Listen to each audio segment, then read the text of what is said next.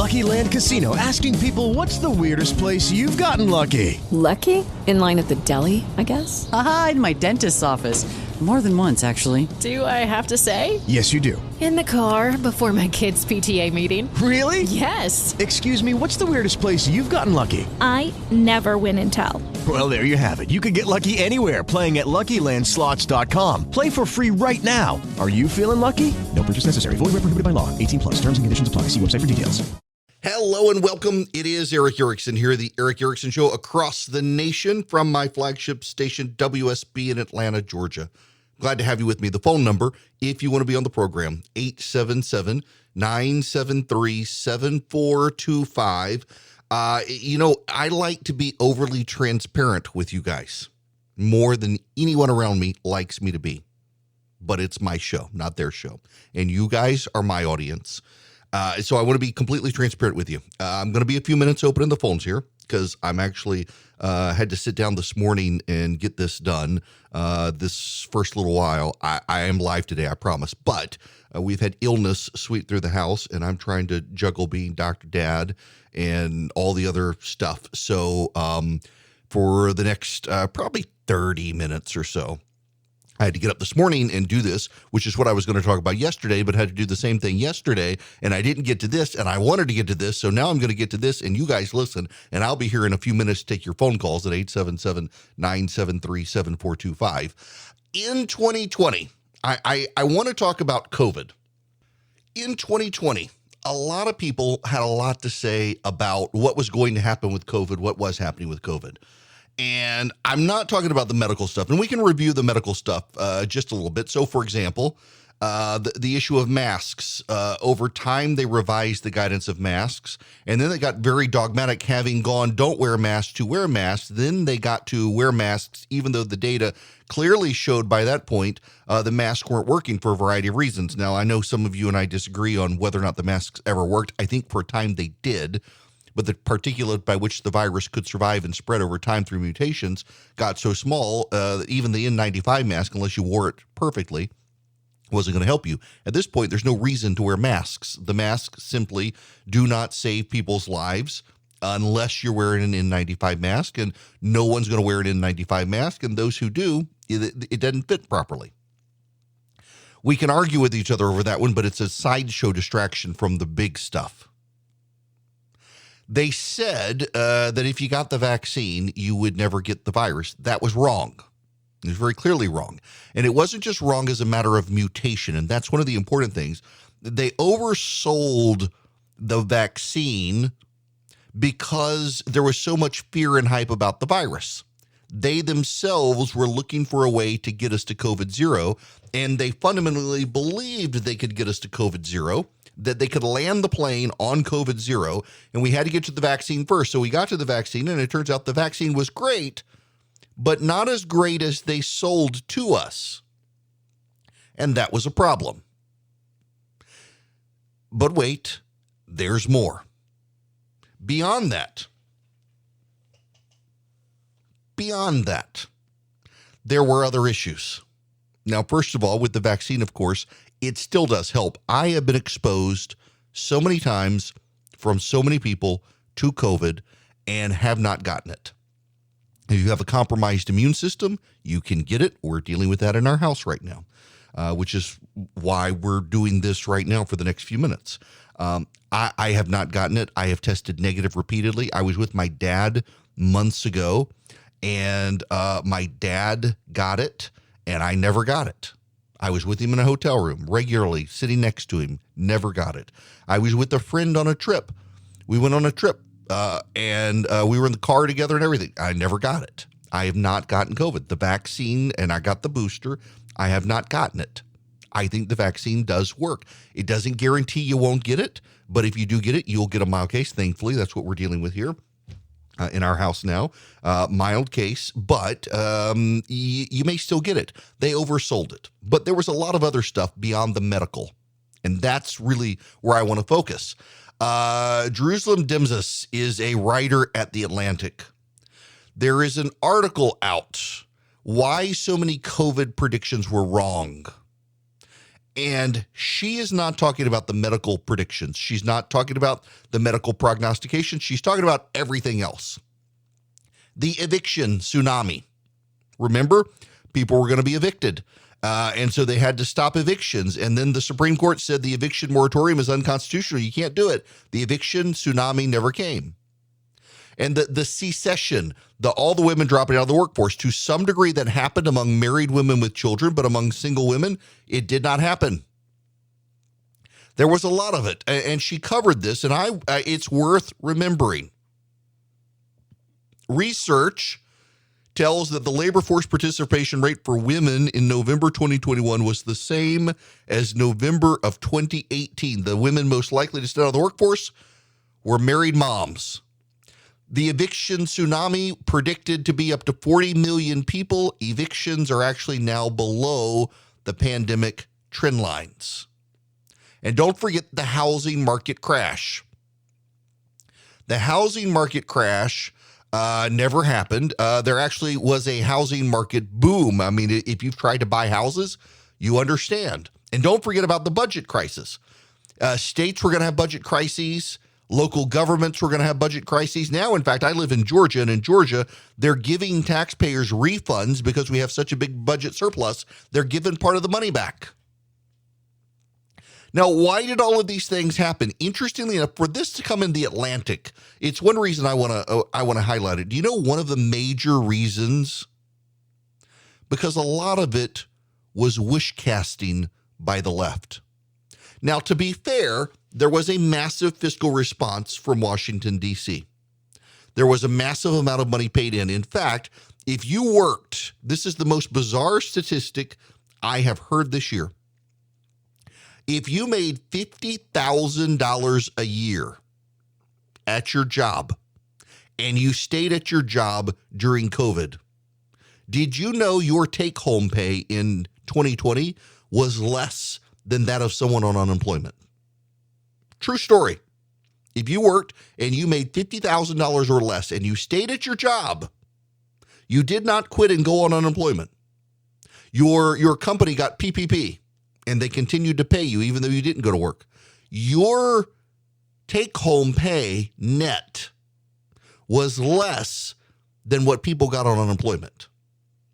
Absurd. It's one reason we've had all the employment situations that we've had. They pump so much money into the economy. Also, this is why we have inflation. They pump so much money into the economy. All those people on unemployment who were making more than you while you were doing your job went out and started spending. But also, the fiscal response did help some businesses survive and did help avoid the evictions. But there's something else. So much data out there that a lot of people don't want to participate in. I want to read you this from Jerusalem Dimsis. This is her tweet. There was a common media cycle. A new study would come out saying bad thing X is going to happen. The article would get published without any explanation of the uncertainty or whether the underlying data was even good. And then more credible research found the opposite months later. So, for example, there were stories of food insecurity. Food insecurity. The U.S. Department of Agriculture actually indicates food insecurity did not increase in 2020, but you heard it all over the media. But then there's a lot of it was this. A lot of research, again, this is from Jerusalem Dimsis in The Atlantic. A lot of the research coming out was co-authored by advocacy groups who had a real incentive to paint a drastic picture in order to get aid passed, and the media helped in this. And also, there was a bias towards left-of-center policy agendas. This is her writing in The Atlantic. Many early pandemic predictions pointed toward a similar solution, a left-of-center policy agenda.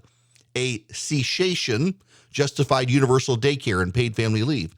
An eviction tsunami justified stronger legal protections for renters. State and local distress seemed to require what Republicans called blue state bailouts.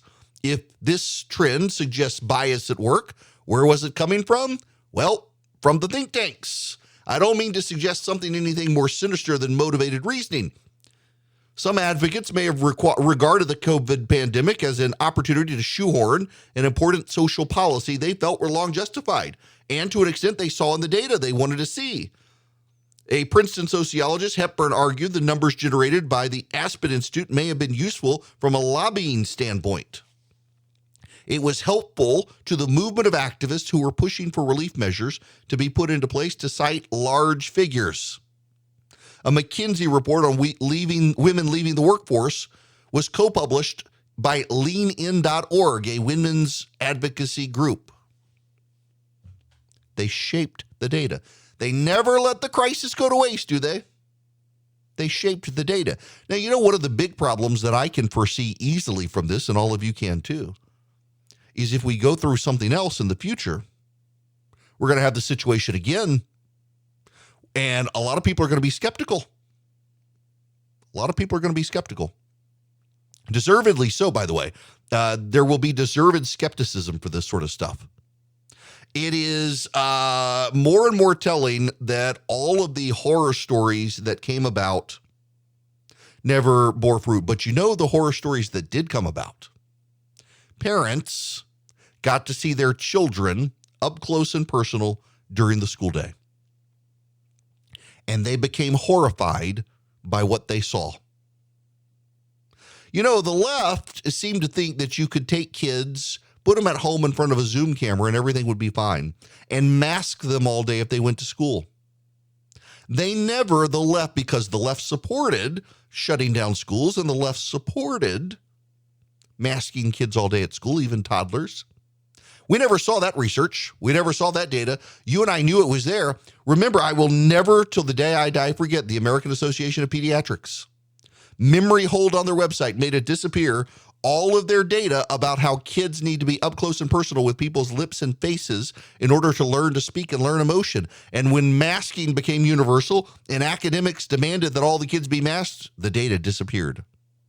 It had been there, and then it disappeared. We should not forget that sort of stuff. That's the sort of stuff that happened. The left took advantage of the crisis to advocate. And here's the problem for them. And this is the glorious irony here. Before you get mad at all of this stuff, before you get mad, a lot of it's been undone. A lot of it didn't come to be.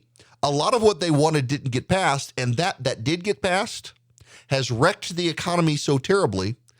They are all about to get thrown out of office. You can't mock the laws of physics or chemistry or economics. And they did. And they thought they could restructure society around new rules. And now they will be thrown out of office because that's what they did, and they deserve it. Welcome back. It is Erick Erickson here, the Erick Erickson Show across the nation. The phone number, 877-973-7425. This hour of the program brought to you by First Liberty Building and Loan. Nationwide, wherever you are, they want to help your business grow.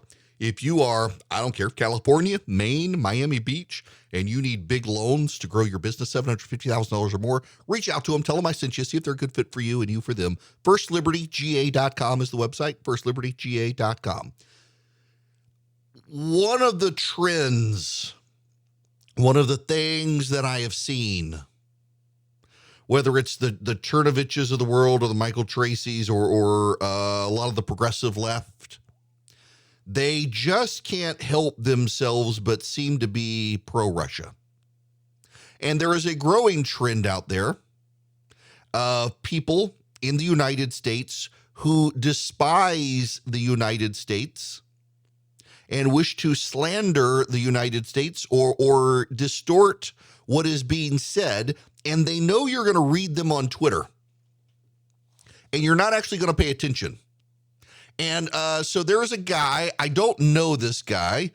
His name is Jason Epstein. He's only got 1,600 some odd followers on Twitter, but somebody sent me his tweet, and he says, as noted earlier, it's unclear which is more embarrassingly pathetic. The U.S. officials openly manufactured intelligence, which Biden repeated out loud, or U.S. officials breezily and unapologetically claim they made it all up. And he's basing his tweet on someone named Camilla. She got 20,000 followers. And she writes this in her tweet. 3 U.S. officials tell NBC News that U.S. claims based on intelligence on Russia were made up simply to preempt the Russians. One U.S. official, it doesn't have to be solid intelligence when we talk about it. If you listen to the actual NBC News report, and I presume they know no one's going to listen to the report, that's not what they say. Listen to this NBC report. The U.S. using intelligence to fight an information war and doing it to Russia for months now, and it's working. NBC News national security correspondent Ken Delaney live in Washington. Ken, I want to start by giving people an example of what this is so they know what we're talking about. Take a look. They're also suggesting that Ukraine has biological and chemical weapons in Ukraine. That's a clear sign he's considering using both of those. Ken, can you explain to our viewers what was going on there and what NBC News has learned about that claim this week from 3 different U.S. officials? Yeah, that was a great example of what we're talking about. That was based on declassified intelligence, but we're also told the intelligence wasn't very clear about what exactly was going on. And they decided to disclose it as a way of deterring Russia from doing that and putting the world on notice that this could happen. And that's what's going on here, the big picture. This is an unprecedented use of declassified intelligence. We've never seen this level of information warfare before from the U.S. Now, I got to stop there and say, notice that he said it was unclear specifically what the Russians were doing with the chemical and biological issue. It's not that they made it up. There clearly was something. We weren't sure. We extrapolated what was going on, and it looks like we got it right. And what they're doing is they're trying to preempt the Russians, get ahead of Russian disinformation, even mess with Vladimir Putin's brain, as one person put it, leave him off balance to try to show that the United States knows what Russia is up to and is going to get ahead of it. It's really rather remarkable. Another example was when they announced that Russia had gone to China to ask for help with getting some weapons. That hasn't come to pass yet, and it was almost a way of putting China on notice. Hey, we know what's going on here. Don't let this happen. So now, and again, I can stop there. You get the gist of this. That if we want Putin to know we know, so maybe it deters him, or he second guesses using nukes or chemical or biological weapons, we're not going to make it up, because then that signals that we don't know what we're talking about. And again, this woman tweets out a further clip from this. There's a quote. "It doesn't have to be solid intelligence when we talk about," a U.S. official said. "It's more important to get out ahead of them, Putin specifically, before they do something. It's preemptive." And this woman says, and gets a whole bunch of retweets, U.S. propaganda has no basis in truth or reality. No, that's the whole point of the clip. We know what's going on in Russia.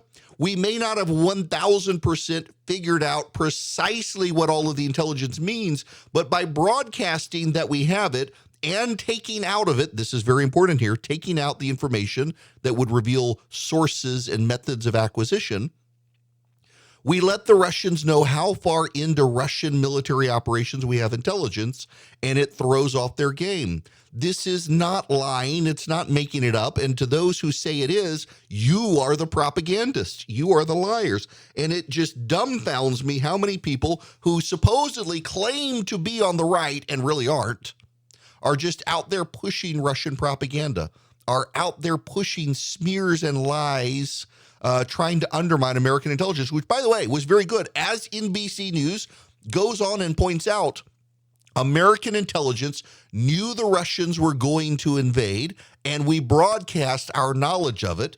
The French intelligence agency believed the Russians were not going to invade, contradicted us, and when the invasion happened, the head of French intelligence got fired. That's how good our intelligence is. And maybe the propagandists out there aren't the American intelligence community giving us what they know. It's the people claiming that it's all a bunch of lies. Welcome, greetings. I hope you guys are planning on a delightful weekend. It is Eric Erickson here. The phone number is 877-973-7425. William Wolf, he is an MDiv student at Southern Baptist Theological Seminary. He worked at Heritage Action for America for a time with my buddy Russ Vogt when he was there. And he's got a piece. It is at the Standing for Freedom Center. StandingForFreedom.com. It's about the Disney stuff. And, I haven't played a ton of audio about the Disney stuff, but just listen. This is one of the Disney executives out there. This is some bizarre stuff here. This is Disney executive producer LaToya Ravano. Yeah, I identify as like a biromantic asexual. I've had a lot of learning and growing about myself this year, kind of facilitated by how comfortable I felt on the Proud Family and with my immediate team at Disney TVA. And so it's just sort of like this creative dissonance between my personal experience where I feel so safe and so supported. I mean, like, I wasn't like in the closet, but like I'm real out now. But like, and like outside of my team, outside of TVA, it's just, it feels like the things that we believe that we're trying to put into the shows are not what we're seeing in the real world. And yeah. Okay. All right. How many biromantic asexual people do you know? What the hell is that even? And they want to put this in the shows. And you're having more and more of this with Disney. You have the president of Disney has a transgender and a pansexual child. There's another Disney employee who was it's some of the most bizarre, but also, and this is very important, this is really important, it is the most selfish, self-absorbed, self-centered stuff you will see.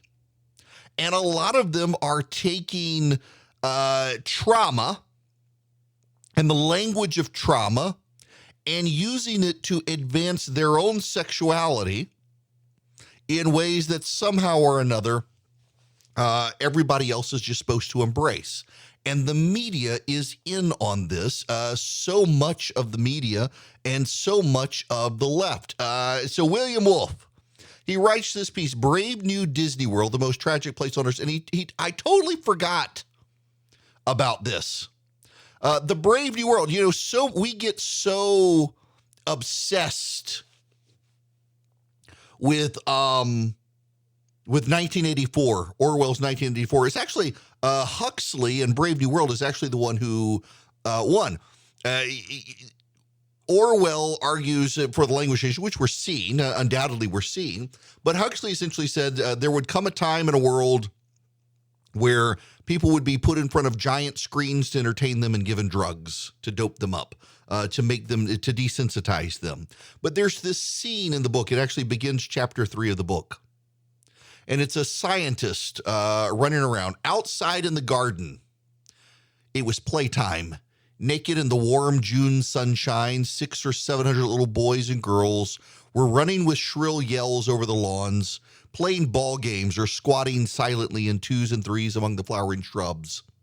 The roses were in bloom. 2 nightingales soliloquized in the bouquet. A cuckoo was just going out of tune among the lime trees. The air was drowsy with the murmurs of bees and helicopters. That's a charming little group, he said, pointing. A little grassy bay between tall clumps of Mediterranean heather. 2 children, a little boy of about 7 and a little girl who might have been a year older, were playing very gravely and with all of the focused attention of scientists intent on a labor of discovery, a rudimentary sexual game. From a neighboring shrubbery emerged a nurse, leading by the hand a little boy who was howling as he went. An anxious-looking little girl trotted at her heels. "What's the matter?" asked the director. The nurse shrugged her shoulders. "Nothing much," she answered. "It's just that this little boy seemed rather reluctant to join in the ordinary erotic play.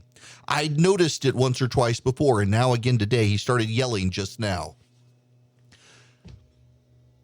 In a Brave New World, the kids will be stripped of their clothing and play erotic games as young ones, as young children. By the way, the Brave New World is a dystopian future. And yet here we are now in this world where you have, for example, the White House press secretary suggesting the Biden administration is going to prosecute anyone, going to prosecute and go after states who try to obstruct this sort of stuff. It's absolute madness. Here's Jen Psaki, the White House press secretary, yesterday. Every major medical association agrees that gender-affirming health care for transgender kids is a best practice and potentially life-saving. And then she went on to say that the administration would try to block states that are blocking this. This is rather bizarre stuff, y'all. Gender-affirming surgery for kids. Gender-affirming surgery means removing a boy's genitals. And puberty blocker means hormone suppressant drugs. They've changed the language just as they did in A Brave New World, just as they did in 1984. This is where we're headed. Here's the education secretary in a conversation about biological males in girls' sports. But what do you say to people who argue that it's not fair to cisgender women who have to now compete against people who are biologically male, such as in the Leah Thomas example? You know, I think I know every student in our schools deserves an opportunity to engage in all aspects of schooling, including extracurriculars, whether it's a club or athletics. And I know there's been a lot of conversation about specific cases, but across the country, it's really important that we give all students an opportunity to engage and to participate in all that schools provide. Now, while I can't get into very much specifics because this is open and we do plan on sharing information in the coming month or months, I want to make sure I'm very clear, though, all students deserve an opportunity to participate in extracurricular activities in our schools. I know every student in our school deserves an opportunity to engage in all aspects of schooling. Across the country, it's really important we give all students an opportunity to engage and participate in all they provide. While I can't get into very many specifics because this is open and we do plan on sharing information, I want to make sure it's very clear. All students deserve an opportunity. It's a bit of a dodge, except the administration's been very forthcoming. They're going to go after this. They have the entire media in line with this. Haley Jackson on MSNBC runs this report. Listen to the framing of this. Parents of transgender children and activists are talking with NBC News about Oklahoma Governor Kevin Stitt's new law that bans trans girls from playing on sports teams that match their gender identity, even elementary school kids. Here's one parent, Liz Charles. She has an 11-year-old daughter, and here's what she told us about it. Why is Hadley a threat to women? Why is this 11-year-old beautiful light of a child something that you need to save women from? Okay, can we just note it's an 11-year-old, and notice how often it always is the white moms. I'm telling you guys, there's something going on in the water. There's something out there right now circulating in society, some sort of social contagion, but it's an 11-year-old boy. Protect women from. Why isn't she worth saving? Why isn't she worth protecting? Others shared similar stories, with one mom saying she's even thought about moving out of state to protect her child. Now, and then they go on to talk about the polling and say, well, it's because Republicans just don't know any transgender people. And if they did, they would change their mind. No, I don't think that's the case at all. I know they like to believe that. They like to frame it as, well, you're just ignorant about it. I have a 13-year-old son. My 13-year-old son is starting to hit puberty. He's starting to get hair under his arms. He's starting to go through a growth spurt. He's starting to get hair on his face. Very slowly, the hair on his face is starting to thicken. He's starting to go through puberty. It didn't hit at 11 years old. It really started hitting after he turned 13. He will be into middle of 12, into 13. This is an 11-year-old boy this woman's talking about. This mom is talking about. An 11-year-old boy who has not gone through puberty, who she has decided is a girl. She has decided that her son is a girl. And she wants to impose that on the boy who loves his mother, who wants to please his mother, and also on society. How is that not screwed up? How is that not child abuse? And somehow they want to tell us that when we actually take a firm stand on this, that it's child abuse. Listen to these Disney executives out there. The way the Disney executives talk about this stuff, there's a level of self-absorption within society. It's absolutely bizarre that we're going through this in society right now, and yet we are. And not only are we, you are the villain if you refuse to go along with it. If you refuse to stand in the way of nature, and this is the weird thing, is it not? Speaking of that, All of these people are invested in the left in we obstruct nature too much and we need to let nature run its course. And yet, when it comes to people, they want to obstruct nature. When it comes to ourselves and our children and their children, they want to obstruct nature and make the rest of us go along with it. Where in society at large and the world as a whole, they say, no, we're standing in the way of nature. We've got to let nature run its course. They want every nature to run its course unless it's about them. It doesn't make any sense. There's clearly something going on in society, and polling actually shows us that about 60% of Americans realize this is kind of nuts. Now, this NBC News report, if I let it play on, you would hear them say, well, actually, it's like 75% of Republicans and only 50% of Democrats, and so the polling is really skewed. 50% of Democrats recognize. It's also independents. But I'm actually kind of glad they're so open about it. I'm glad they're open about it, because by being open about it, we get to actually show how far out of the mainstream of society these people on the left are. They get to show everyone who they actually are, and it's actually turning a lot of people institutionally, philosophically, mentally, fundamentally, politically against them because of this level of radicalism. And time again, I cannot express this enough. It's not that they're the only ones, but notice who is always the most vocal here. It is a certain segment of white mothers. There are all sorts of reasons that is the case. And typically, it has a lot to do with they're the faces you want on television to sell this sort of stuff to other people. You want to get moms to be sympathetic to it, except the problem is they're confronting mothers whose daughters are risking scholarships to the sons of these women. And a lot of it, it's just there's how much of it is there's some past trauma where these people they don't like men.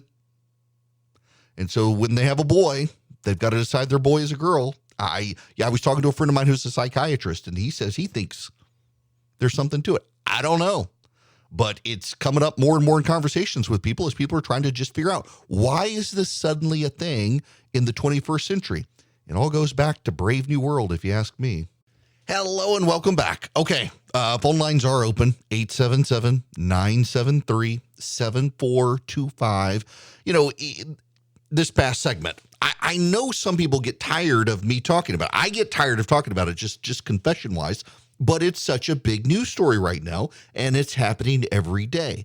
And part of the overarching issue is I don't know that these people know how much of a bubble they are actually in. For example, in Denver, schools have decided to open honors classes to anyone, because restricting them to high aptitude students is considered, in their words, second generation segregation. That's right. No more honors classes. Well, everybody can get honors classes actually in Denver. What's so interesting here is people who are outraged tend to be minority parents of successful kids. They're afraid that in doing so, it's going to harm their kids. Mary Paz, a mother of a South High ninth grader, wants to know how it's better for her kids. She says, we chose South, the high school, because the curriculum that they have, and now they're changing it. The school made the changes without any input from parents, which created confusion after the principal sent an email to families in January notifying them of the move. Among the confusion, Mary Paz said, is how teachers will keep classes at a rigorous pace when students are on different levels, and how exactly will the changes dismantle racism. She pointed out she's an immigrant and her son is in 3 honors classes. They're doing this in New York too. They want to get rid of the advanced curriculum schools. They want to get rid of some of the STEM schools that are advanced in New York because they think it causes discrimination. Believe it or not,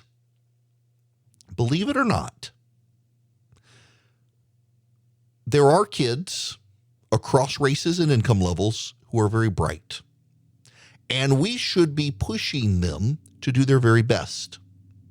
To claim that it is second generation segregation is absurd, but this is where a lot of white people are. This really is. What is up with white people these days? Well, white progressives these days have all sorts of issues, all sorts of emotional baggage. Who are their therapists these days?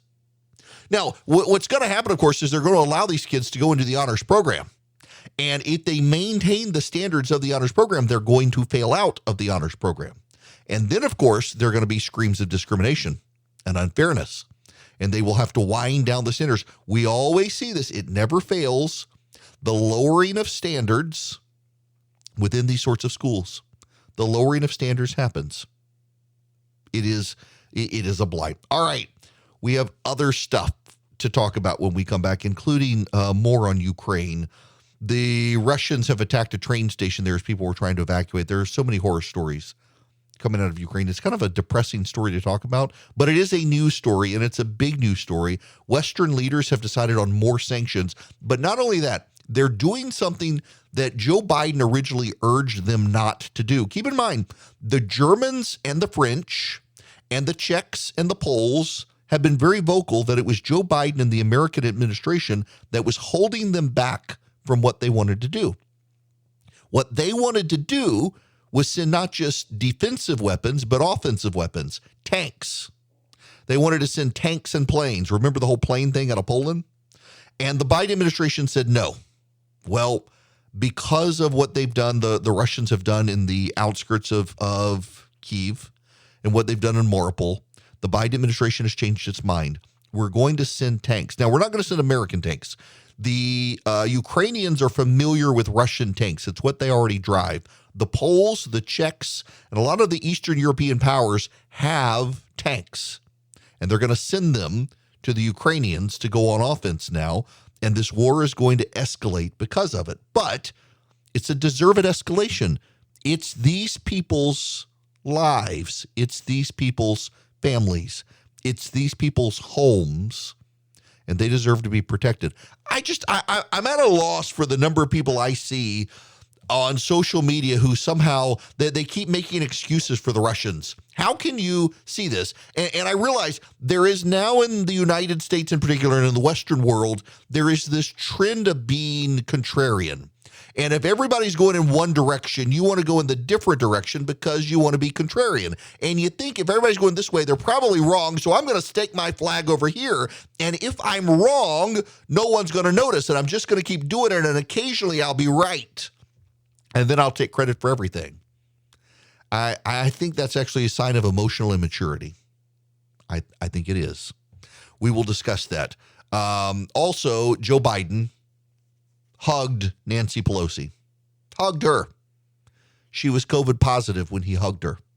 Now, the White House wants you to know that is not a point of contact. According to the CDC, from what they now say, it's not a point of contact.